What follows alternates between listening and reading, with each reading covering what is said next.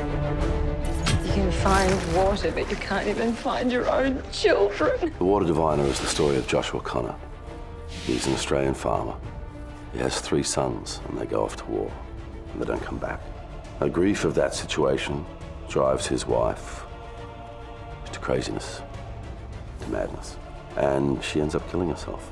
So Joshua is left with nothing. He makes a graveside promise to his wife that he'll go to the battlefields and try his best to retrieve the bones of his sons and bring them home and bury them next to her. I'll find them, love. It's about the journey of a man trying to find his lost children. Stories going around the whole Anatolia and in Istanbul and the war zones, and they're traveling into them, but there are lots of references coming from the real events.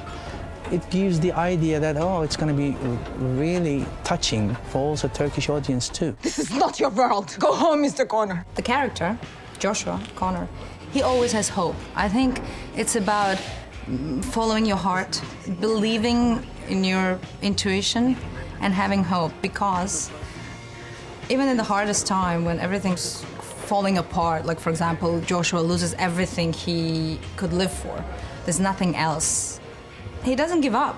He goes on a journey because there's something in his heart that's telling him that he should still explore. And in a way, finally, because he believes the whole way so strongly, he gets more than he even expected. If this is your son, he was taken prisoner. He did not die here. The story of the Water Diviner is very specifically Australian. Here's an Australian man who's looking for his Australian kids who went to a foreign country and died.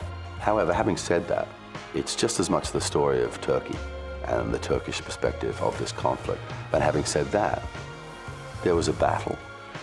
Children lost their lives, and a father goes looking for them. It's a universal situation, and everybody understands war. Everybody understands the grief of war, the sacrifice of war, and the loss that people who are left alive have to deal with. We have the day they were killed.